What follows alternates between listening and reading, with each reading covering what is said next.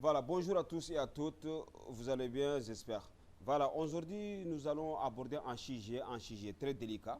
Donc, est-ce que Jésus est mort? Voilà, selon le Coran et selon la Bible, Jésus-Christ, il n'est pas mort. Donc, si Jésus, il n'est pas mort, donc qui est mort à sa place? Voilà, donc c'est-à-dire que vous le saurez à très bientôt.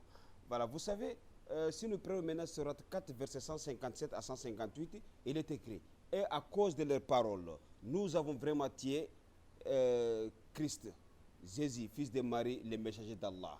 Or, ils ne l'ont ni tué ni crucifié, mais ce n'est qu'un faux semblant. Et ceux qui sont discutés sur ce sujet, ils sont vraiment dans l'incertitude. Ils n'en ont pas aucune connaissance certaine, mais ils ne font que suivre des conjonctures. Et ils ne l'ont certainement pas tué, mais Allah l'a élevé vers lui. Voilà. Donc, selon ce verset, Jésus-Christ, il n'est pas mort, mais Dieu a élevé vers lui. Voilà. Maintenant, selon le tafsir et selon les hadiths prophétiques, par jalousie, les Juifs allèrent raconter au roi qui adorait les astères en disant, il y a un homme à Jérusalem qui séduit les gens et les égarait du droit chemin. Et le roi s'irrita contre Jésus-Christ et il ordonna à son préfet de mettre fin à la séduction de Jésus-Christ et le crucifier en mettant sur sa tête une couronne d'épines. Voyez un peu. Donc, maintenant, les Juifs, et les soldats du roi, donc ils sont partis, n'est-ce pas, ils sont partis trouver Jésus-Christ dans une maison où Jésus il était avec ses apôtres. Voilà. Rapporté par Ibn Ishaq, il a dit, lorsque ce verset est descendu, il y a un chrétien qui a embrassé la religion islam. Et Ibn Ishaq a dit, le chrétien m'a dit que lorsque Jésus-Christ il a reçu une révélation venant du ciel, où Dieu a dit à Jésus que je vais mettre fin à ta vie terrestre et te élever vers moi. Après, Jésus a dit à ses disciples, qui donc prêt à mourir à ma place et qu'il soit mon compagnon au paradis. Il y a un jeune qui se porte volontaire, son nom est Serge. Il a dit, moi Seigneur, l'Esprit de Dieu. Après Jésus a dit à Serge, assis-toi, et Jésus dit, sois. Après Dieu a donné les traits de Jésus-Christ à Serge, à tel point qu'on ne peut pas les différencier. Après, Dieu, après une lucarne fut ouverte au toit de la maison et Dieu a élevé Jésus vers lui à l'état de l'assoupissement. Maintenant, lorsque les Juifs sont venus, donc, parce que les Juifs, ils connaissaient déjà le nombre des disciples de Jésus-Christ. Maintenant, lorsque les Juifs ont venu, donc, ils ont constaté qu'il manquait un homme. Bon, maintenant, comme il manquait un homme, donc, voilà le sujet de la discussion. Voilà. Voici le sujet de la discussion. Donc c'est pourquoi dans les versets précédents, Allah a dit, et ceux qui sont discutés sur ce sujet, ils sont vraiment dans l'incertitude. Donc lorsqu'ils sont venus, ils ont remarqué qu'il y a un homme qui manquait, donc ils sont rentrés dans l'incertitude maintenant. Parce que et ils savent très bien que Jésus, il peut se transfigurer. Vous voyez un peu. Donc, ils sont rentrés dans l'incertitude. Donc maintenant, lorsque les Juifs et les soldats du roi, lorsqu'ils ont pris Serge, ils ont commencé à lapider et ils pensaient que c'est Jésus-Christ.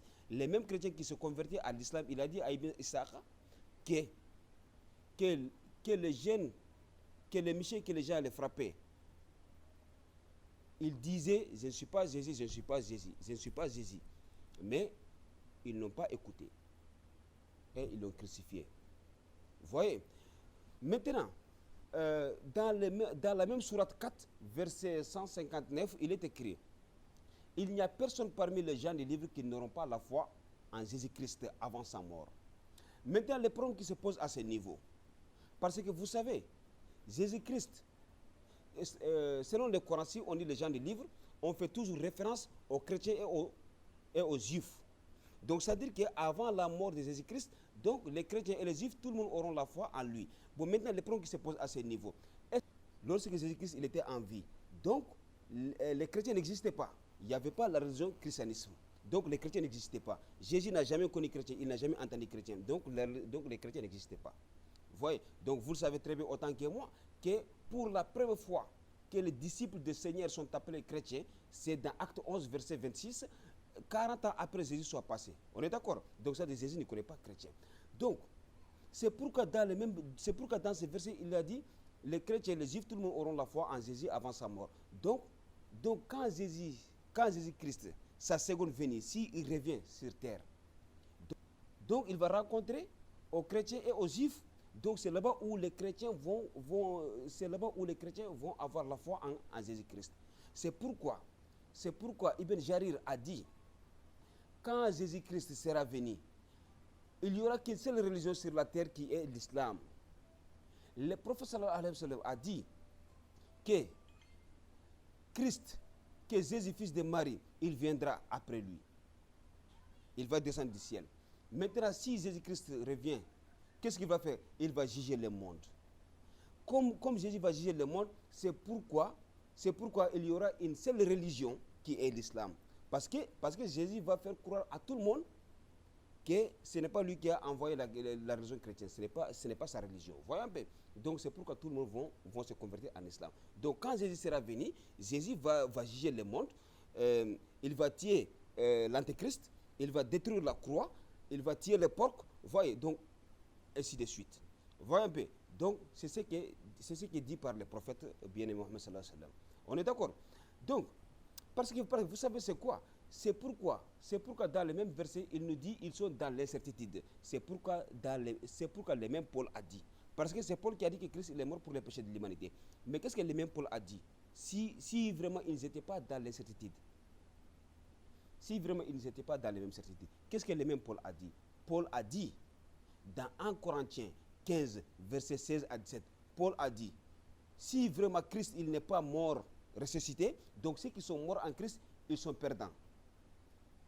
Donc, qu'est-ce que cela veut dire? Cela veut dire, même Paul, il est dans l'incertitude. Vraiment, le salut est personnel. Le salut est personnel, donc on vous invite à découvrir la vérité. Nous sommes là à découvrir la vérité, n'est-ce pas? Donc, qu'Allah nous aide, qu'Allah nous donne une très bonne compréhension. Merci à tous et à toutes et à très bientôt.